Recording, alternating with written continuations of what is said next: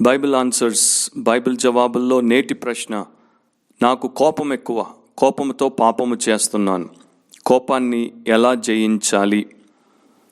ఒక విశ్వాసి, ఒక క్రైస్తవుడిగా ఉన్నటువంటి వ్యక్తి ఈ రకమైనటువంటి సమస్యలో ఉన్నప్పుడు ఏం చేయాలి?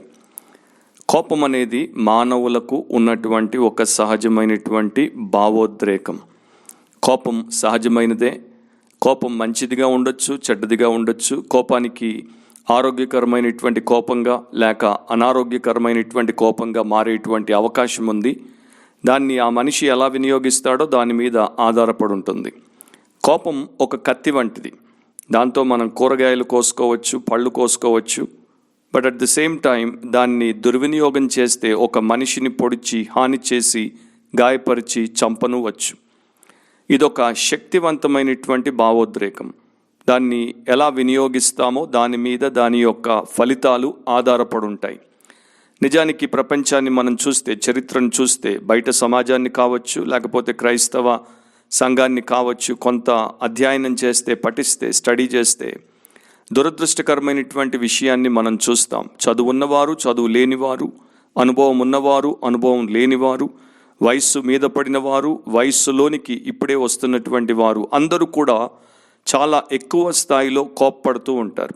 వారికి ఎప్పుడు కోప్పడాలో, ఎవరి మీద కోప్పడాలో, ఎందుకు కోప్పడాలో, ఏ స్థాయిలో కోప్పడాలో, ఒకవేళ కోప్పడిన తర్వాత ఎప్పుడు దాన్ని వెంటనే ఆపు చేయాలో ఈ యొక్క విషయాలు తెలియకపోవడం చేత కోపంలో పడి అదుపు తప్పి ఆ తర్వాత దారుణమైనటువంటి పరిణామాలకు దారి తీయడానికి అవకాశాన్ని కల్పిస్తారు. కోపం మానవ సమాజానికి చాలా ఘోరమైనటువంటి నష్టాన్ని, నాశనాన్ని కలిగించింది. కోపము, దాని ద్వారా వచ్చేటువంటి విసుగు, ఇరిటేషన్ అంటాం. ఈ విసుగు ఎలాంటిదంటే మండేటువంటి బొగ్గుల్లో నుండి ఎగిరిపడేటువంటి నిప్పు రవ్వల వంటిది. అది ఎవడికి కూడా మరి చేతుల్లో లేకపోతే శరీరం మీద లేకపోతే కంట్లో, ముఖం మీద పడుతూ ఉంటే ఎవడు దాన్ని ఇష్టపడ్డు. ఈ కోపంతో కూడుకున్నటువంటి ప్రవర్తన భార్య భర్తల్ని కావచ్చు, తల్లిదండ్రులు పిల్లల్ని కావచ్చు, తోబుట్టువుల్ని కావచ్చు విడగొట్టింది. వారి అత్తామామలతో వారికి ఉన్నటువంటి సంబంధాన్ని చెడగొట్టింది. కోపం అనేది స్నేహితులుగా ఉన్నటువంటి వారు, ప్రాణ స్నేహితులుగా ఉన్నటువంటి వారు బద్ధ శత్రువులు అవ్వడానికి, వారి యొక్క ఉద్యోగం పోవడానికి, వారి వ్యాపారంలో నష్టం కలగడానికి, వారు అనవసరమైనటువంటి పోరాటాల్లో పడ్డానికి, కోర్టులకు వెళ్ళడానికి, పోలీస్ స్టేషన్లకు వెళ్ళడానికి, వారు దారుణంగా దెబ్బలు తినడానికి, గాయపరచబడ్డానికి, ఆస్తి నష్టాన్ని, ఇతర నష్టాన్ని పొందుకొని సమయం కన్నా ముందే చచ్చిపోవడానికి కూడా కారణమైంది. అందుకనే there is a big danger in uncontrolled anger. అదుపు చేయలేనటువంటి కోపములో చాలా పెద్ద ప్రమాదం ఉంది అనేది ఎప్పుడు మర్చిపోవద్దు. Anger is like fire. కోపము అగ్ని వంటిది. కోపాగ్ని అని అంటుంటారు. యాకోబు పత్రిక 1:20 ఈ రకంగా దేవుడి వాక్యం మనకు సత్యాన్ని బోధిస్తోంది. ఎందుకనగా నరుని కోపము దేవుని నీతిని నెరవేర్చదు.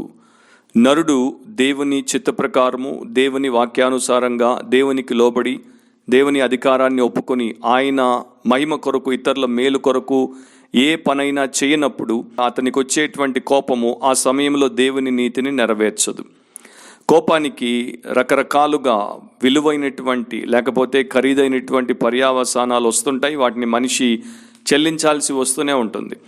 ప్రారంభంలోనే ఆదికాండంలో మనం చదివినప్పుడు కయీను అనేటువంటి ఒక వ్యక్తి తన సహోదరుని మీద తనకు వచ్చినటువంటి కోపాన్ని బట్టి అతని మీద పడి అతన్ని చంపినందుకు అతడు చాలా దారుణమైనటువంటి భవిష్యత్ పర్యావసానాన్ని ఎదుర్కోవాల్సి వచ్చింది. ఆదికాండం 4:12 నీవు నేలను సేద్యపరచినప్పుడు అది తన సారమును ఇక మీదట నీకు ఇయ్యదు, నీవు భూమి మీద దిగులు పడుచు దేశ దిమ్మరివై యొందువనెను. దేవుడు అతనికి ఎలాంటి దారుణమైనటువంటి భవిష్యత్తును నిర్ణయించాడో మీరు అక్కడ తెలుసుకోవచ్చు.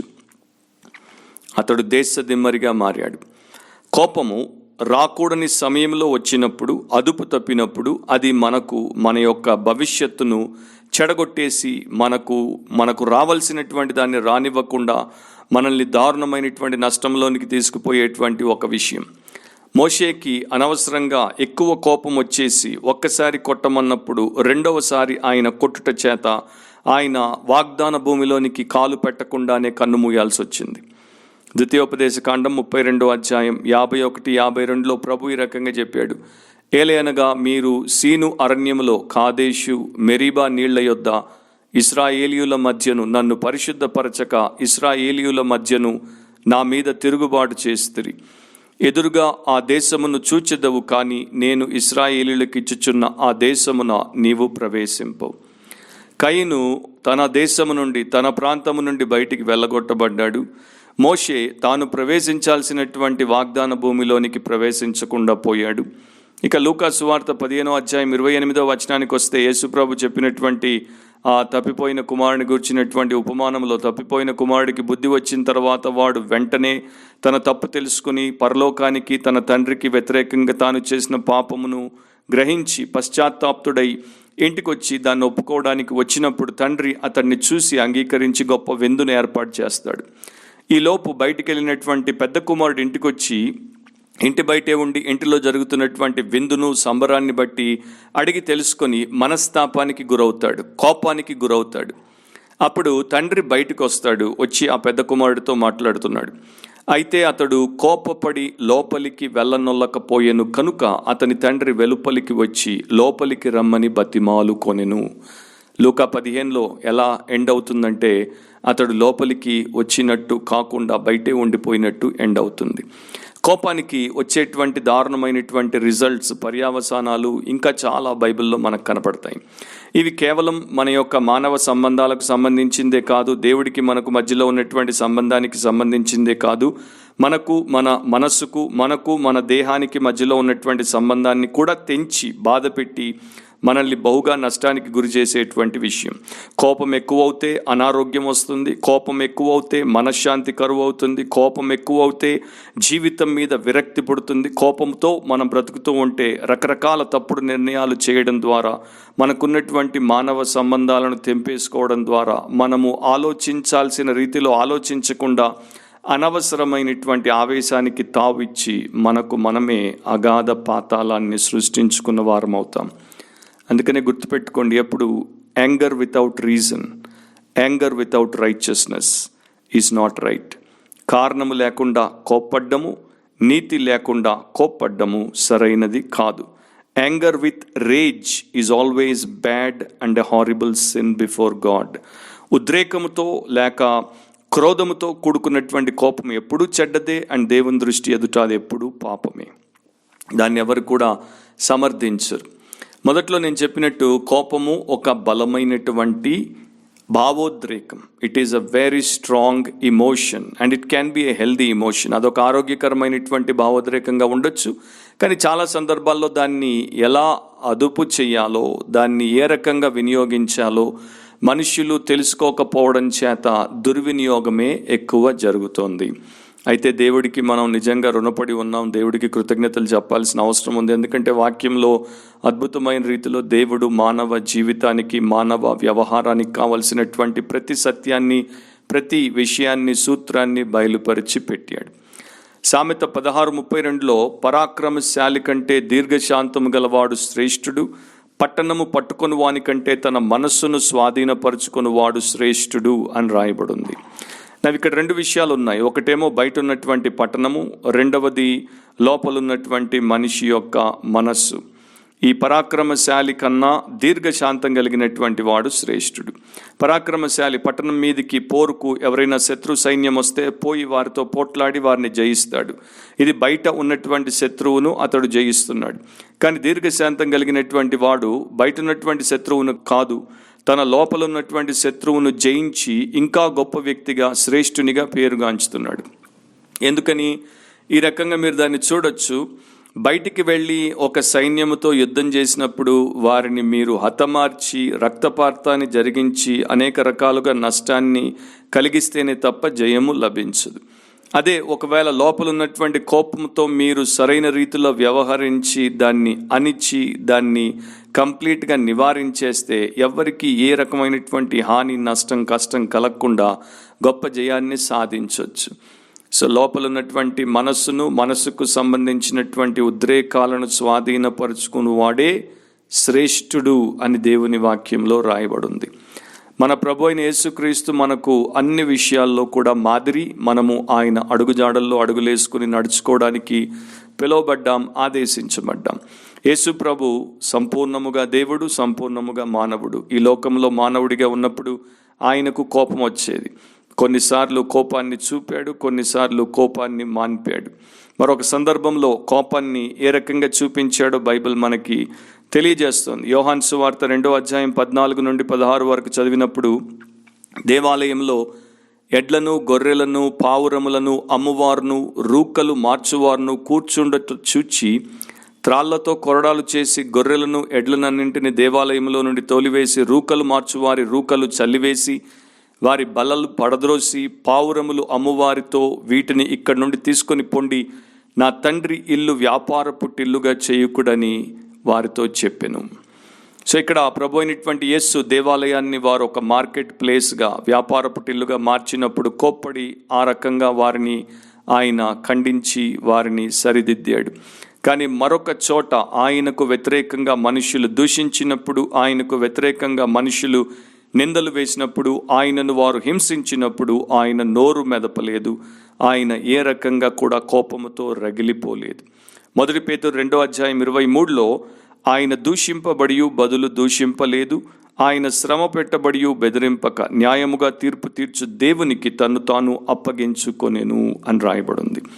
దీన్ని బట్టి కోపానికి కూడా విశ్వాసులు, క్రైస్తవులు, దేవుని పిల్లలు, భక్తులు, పరిశుద్ధులుగా ఎంచబడుతున్నటువంటి వారు కోపానికి వారి జీవితంలో స్థానాన్ని ఇవ్వవచ్చు. దానికి ఒక సమయము, ఒక సందర్భం ఉంది, ఒక స్థితి ఉంది అని వాక్యం చెప్తోంది. కోపము ఎప్పుడు చూపాలో అప్పుడు చూపొచ్చు, అండ్ ఏ రకంగా చూపాలో ఆ రకంగా చూపొచ్చు, అండ్ ఎప్పుడు దాన్ని మనము మాన్పాలో ఎప్పుడు చూపకూడదో ఆ రకంగా మనం ఉండాలి. కోపము పాపమా అని చాలామంది అడుగుతుంటారు. ఎందుకంటే వారికి వాక్యము సరిగ్గా తెలియకపోవడం చేత వాక్యంలో ఉన్నటువంటి సత్యమును వారు తెలుసుకోలేదు కనుక ఈ రకమైనటువంటి ఆలోచన, అభిప్రాయం వారికి ఉంది. ఎఫెసీలకు రాసిన పత్రిక 4:26లో కోపపడుడి గాని పాపము చెయ్యకుడి అని బైబిల్ హెచ్చరిస్తోంది. అంటే మీరు పాపము చేయకుండా కూడా కోపపడే అవకాశం ఉంది. మనము పాపము చేయకుండా కోపపడుట అన్నది ఎప్పుడు మనకు చేయవచ్చు అంటే, ఎప్పుడు అది స్పష్టంగా మనకు తెలుస్తుందంటే, మనం ఎప్పుడెప్పుడైతే పాపం మీద, చెడు మీద, దేవుడికి, వాక్యానికి, ఆయన యొక్క ప్రజలకు వ్యతిరేకంగా ఎవరు ఏది చేసినా ఆ విషయం మీద, ఆ ప్రవర్తన మీద, ఆ పని మీద కోపపడినప్పుడు అది పాపముగా ఎంచబడదు. When you are angry at sin, you are not sinning by your anger. ఇది దృష్టిలో పెట్టుకోండి. ఈ రకంగానే మన ప్రభు అయిన యేసు ప్రవర్తించాడు.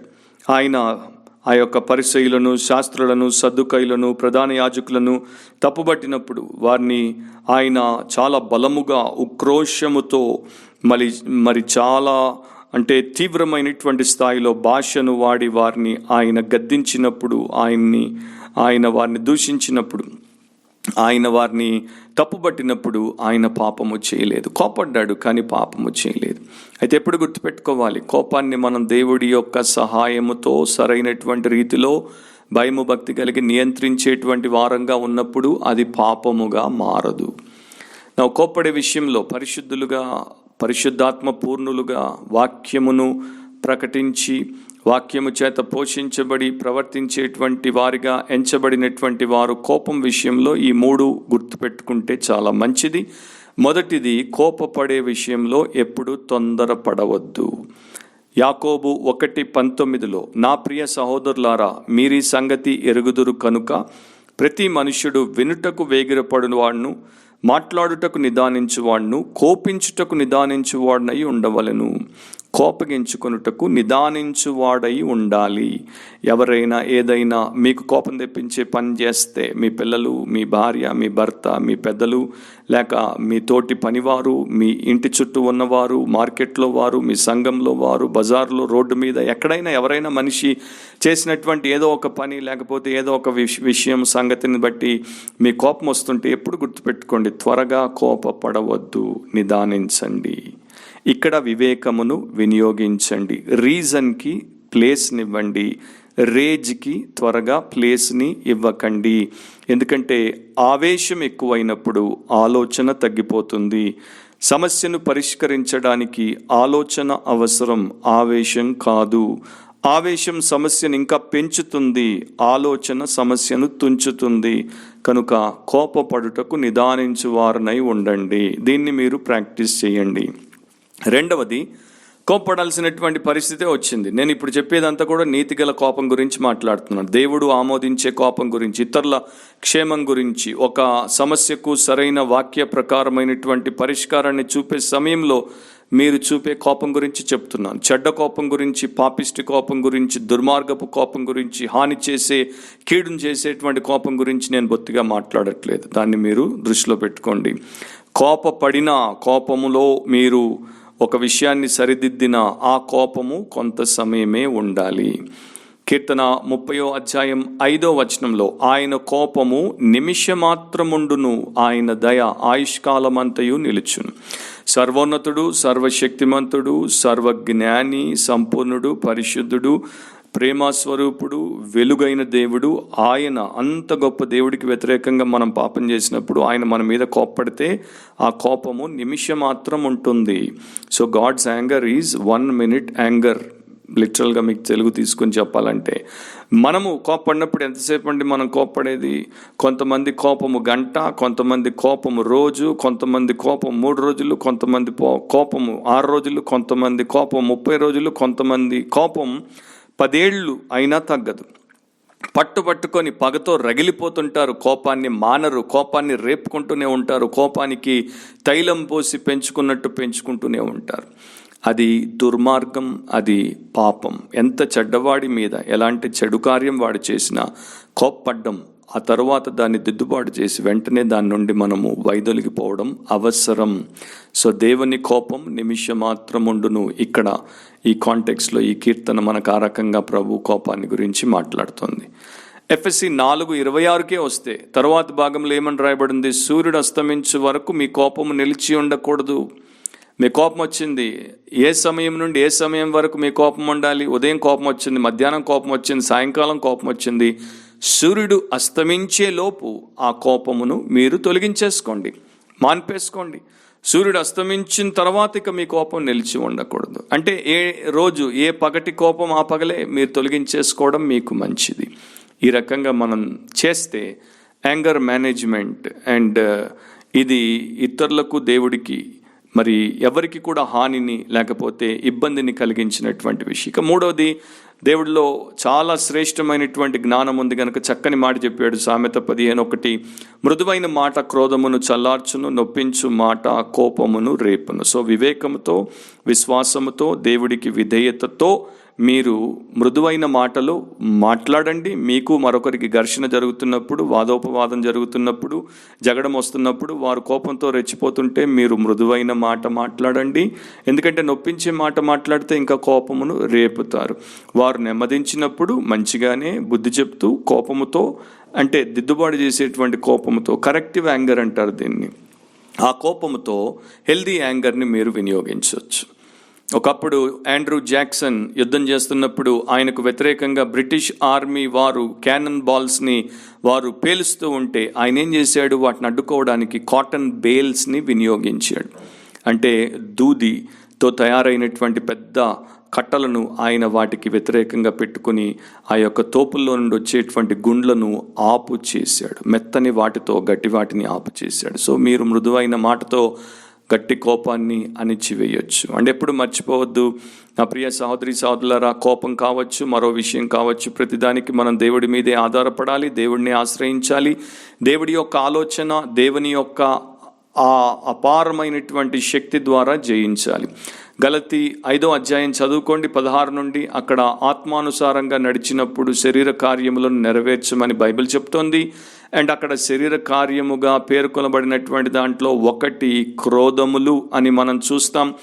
కోపగించుకున్నప్పుడు శారీరకంగా శరీర కార్యమునకు తావిచ్చి మనుషులముగా మనం ప్రవర్తిస్తున్నాం, భౌతికమైనటువంటి లోకస్తులముగా ప్రవర్తిస్తున్నాం, ఆత్మానుసారులముగా ఆత్మీయులముగా కాదు అనేది గుర్తుపెట్టుకోండి. ఆ ఆత్మానుసారంగా మనం ప్రవర్తించినప్పుడు ఆత్మ ఫలమును కలిగి ప్రవర్తిస్తాం. ఆత్మ ఫలం ఏంటి? ప్రేమ, సంతోషము, సమాధానము, దీర్ఘశాంతము, దయాలుత్వము, మంచితనం, విశ్వాసము, సాత్వికము, ఆశా నిగ్రహం. దీంట్లో కోపానికి తావు లేదు. ఒకవేళ ఇది ప్రేమతో కోపం చూపినా లేక మంచితనంతో కోపం చూపిన వారి క్షేమం కోసం కాసేపు వారిని దిద్దుబాటు చేసి వెంటనే దాన్ని మనము తొలగించుకుంటాం. వారితో తిరిగి సమాధాన పడతాం. ఆ విషయాన్ని ప్రభు ఎదుట ఆయన్ని గణపరిచే విషయంగా మార్చుకుంటాం. సో ఈ రకంగా మీరు కోపమును మాని, కోపమును మీరు ఏ రకంగా ఎప్పుడు దేవుడి మహిమ, ఇతరుల మేలు కొరకు వాడొచ్చో వాడి, వీలైనంత తక్కువగా మీ జీవితంలో మీరు కలిగి ఉంటూ ఆత్మానుసారంగా జీవించండి. జయాన్ని దేవుడు మీకు అనుగ్రహిస్తాడు. ఈ కొన్ని స్టెప్స్ మీరు ఫాలో అవుతే మీకు తప్పకుండా కోపం మీద పూర్ణ జయమును ప్రభు అనుగ్రహిస్తాడు. కొంతమంది అంటుంటారు, brother I'm very short tempered, నాకు చాలా తక్కువ ఫ్యూజ్ వెంటనే పట్టని పోతుంటుంది. నీ సొంత ఫ్యూజ్ అట్లా ఉండొచ్చు, కానీ దేవుడు పెట్టే ఫ్యూజ్ అట్లా తొందరగా పోదు. సో దేవుడిని ఆశ్రయించి దైవ చిత్తానుసారంగా జీవించు, జయించు. అది బైబిల్ జవాబు. తిరిగి మరొక ప్రశ్నతో మనమందరం కలుసుకునేంత వరకు ప్రభు మనందరినీ కూడా తన వాక్యము చేత పరిశుద్ధపరుస్తూ, వాక్యం చేత పోషిస్తూ, వాక్యం చేత పటిష్టపరుస్తూ, వాక్యానుసారమైన ప్రవర్తన గలవారుగా చేయునుగాక. Amen. God bless you all.